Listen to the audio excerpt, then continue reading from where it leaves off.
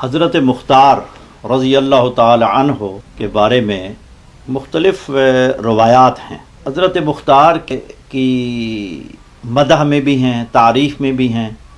اور مذمت میں بھی روایات کتابوں میں آئی ہیں، تاریخی کتابوں میں صحیح۔ لیکن جو ماہرین رجال ہیں، اصل یہ ہے کہ جب روایات آئی ہیں تو ہم نے ائمہ اہل بیت علیہم السلام سے جو مروی روایات ہیں، سب سے پہلے ہم نے ان کو دیکھنا ہے۔ تو وہ جو محقق علماء ہیں اور ان کے علاوہ یعنی مراجع اعظام ہیں رحمہم اللہ،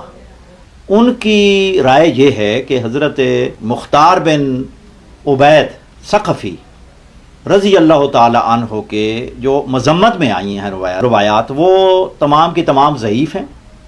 اور وہ گھڑی گئی ہیں، بنائی گئی ہیں ایسی روایات، کیونکہ حضرت مختار کو مطعون کرنے کی انتہائی کوشش کی گئی ہے۔ آپ اندازہ لگائیں کہ اموی دور کا، اور اموی دور کے بعد عباسی دور آیا، اور انہوں نے بھی حضرت مختار کے حوالے سے یعنی سب کے منفی پہلو تھے، منفی ان کی فکر تھی کہ حضرت مختار کی مذمت میں روایات بنائی گئی ہیں۔ لیکن جو شیعہ موقف، صحیح جو موقف ہے، مثلا ایت اللہ خوئی، کیونکہ وہ رجال کے ماہر ہیں اور روایت اور حدیث کو پرکھنے میں اپنی مثال آپ تھے، انہوں نے معجم و رجال الحدیث تقریباً 37 جلدوں میں لکھی۔ تو اسی طرح ایت اللہ موسنی ان کے شاگرد ہیں، وہ بھی رجال کے ماہر ہیں۔ اب ہم دیکھتے ہیں کہ جو صحیح روایات ہیں یعنی جن کا موقف رجالی ہے، ان کا نظریہ کیا ہے۔ یہ میرے سامنے رجال کی جو روایات آئی ہیں، یہ رجال کشی ہے، اور رجال کشی کے بارے میں ہمارے علماء کا یہ نظریہ ہے بالاتفاق کہ فیہ اغلاط کثیرہ، کہ اس میں یعنی بہت ساری اغلاط ہیں، یعنی روایات بھی بعض کی سند صحیح نہیں ہے اور کچھ یعنی تسامحات ہوئے ہیں، لیکن فی نفس ہی علامہ کشی مستند ہیں۔ تو اصل ماخذ یہ ہے، انہوں نے تقریباً 115 صفحے پہ ذکر کیا ہے حضرت مختار کا، المختار ابن ابی عبیدہ کا۔ سب سے پہلے جو یہ روایت لائے ہیں وہ یہ ہے، حمد آوائے قال حدثنی یعقوب عن ابن ابی عمیر عن ہشام ابن المثنى عن صدیر عن ابی جعفر علیہ السلام قال لا تسب المختار فإنه قتل قتلتنا وطلب بثارنا وزوج اراملنا وقسم فينا المال على الاسرہ۔ یعنی یہ سند جو ہے، یہ صدیر جو امام محمد باقر علیہ السلام کے صحابی ہیں، یہ روایت کرتے ہیں کہ امام محمد باقر علیہ السلام نے ارشاد فرمایا، لا تسب المختار، یعنی مختار کو برا بھلا نہ کہو، فإنه قاتل قاتلتنا، یعنی اس نے ہمارے جو قاتل تھے ان کو قتل کیا، وطالب بثارنا، اور ہمارے خون کا بدلہ طلب کیا، وزوج اراملنا،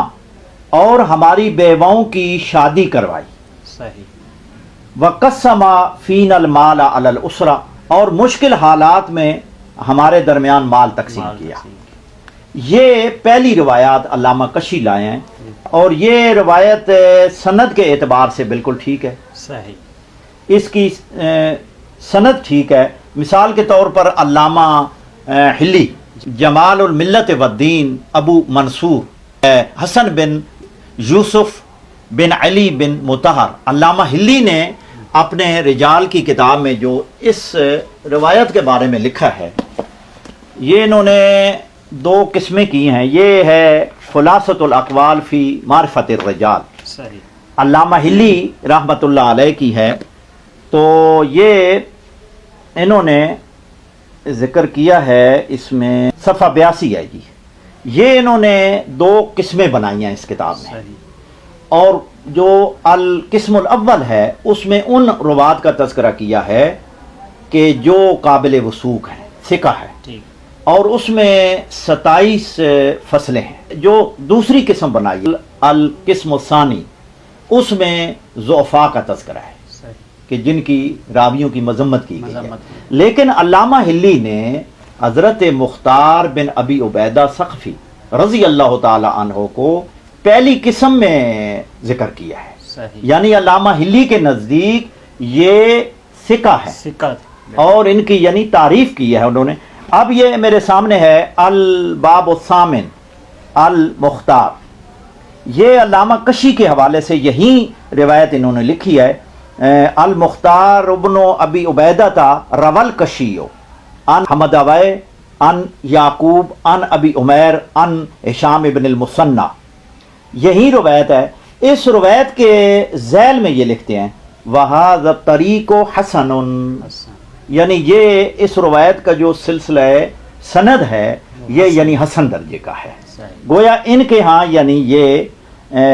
حسن درجے کی روایت ہے. اس کے بعد دوسری ہے علامہ سید ابن طاؤس کی. علامہ سید ابن طاؤس کی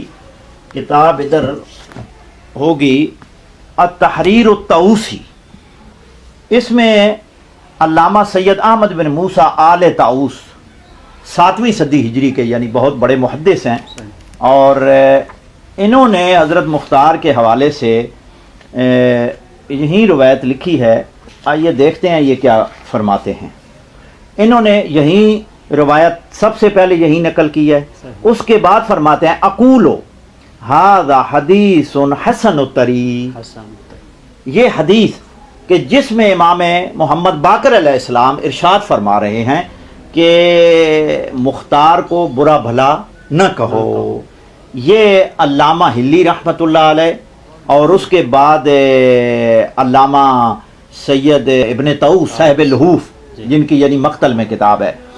یہ ان کے نزدیک یعنی یہ روایت حسن درجے کی ہے. اس کے بعد انہوں نے مذمت والی روایت بھی نقل کی ہے، لیکن یہاں یہ لکھتے ہیں ان ھذا الحدیث یحتاج الی تعدیل،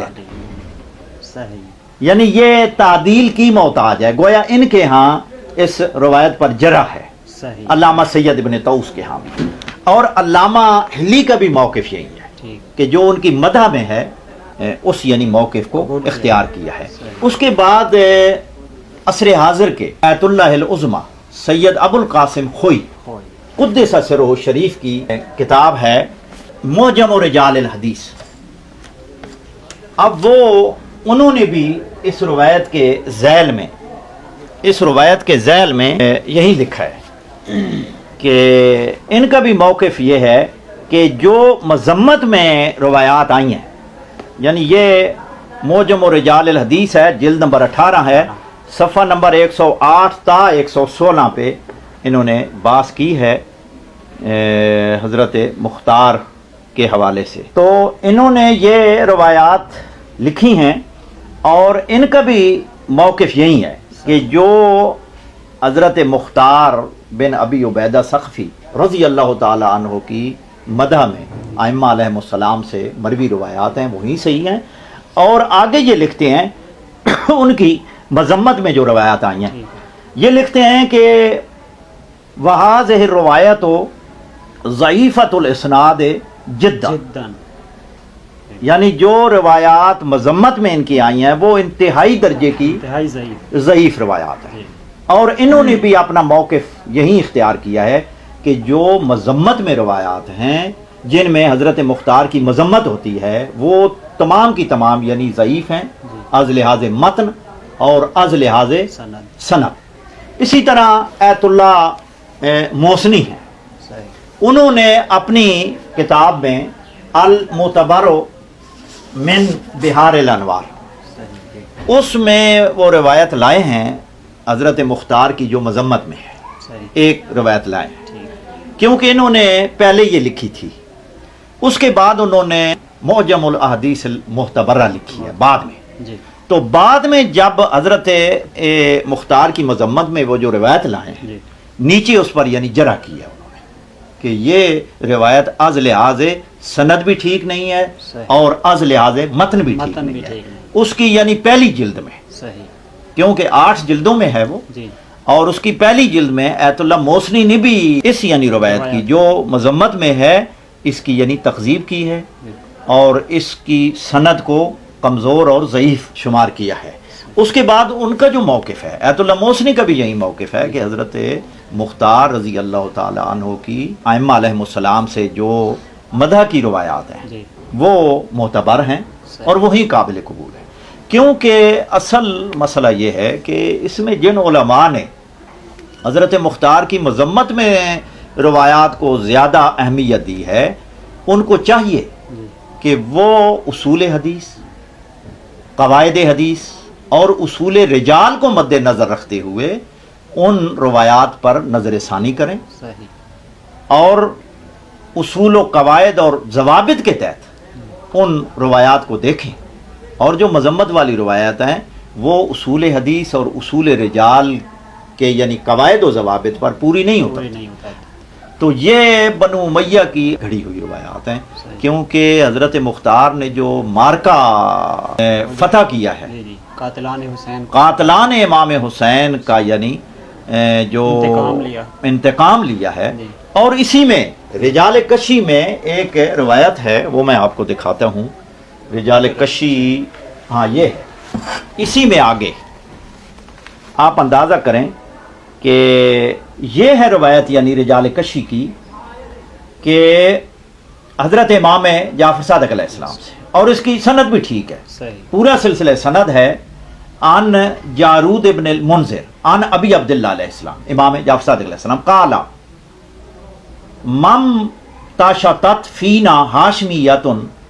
ولاختضبت حتی بعث الینا المختار برؤوس الذین قتلوا الحسین،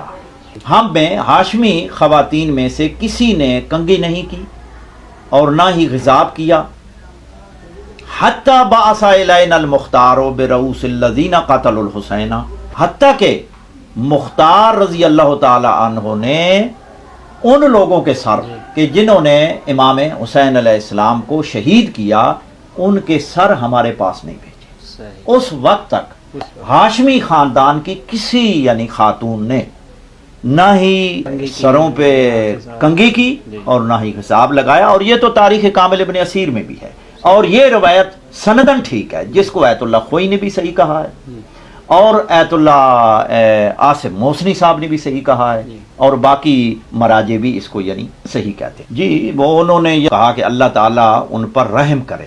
رحمت فرمائے، اور یہ اس کی بھی سند ٹھیک ہے، جی یہ بھی روایات صحیح ہیں۔ تو اس طرح کی جو ان کی یعنی خلاصہ یہ ہے کہ جو روایات حضرت مختار رضی اللہ تعالی عنہ کی مدح میں ہے وہ صحیح ہیں، اور باقی جو مذمت میں ہیں وہ بنو امیہ اور عباسیہ انہوں نے بنائی ہیں اور گھڑی ہیں تاکہ اس کو مطعون کیا جائے۔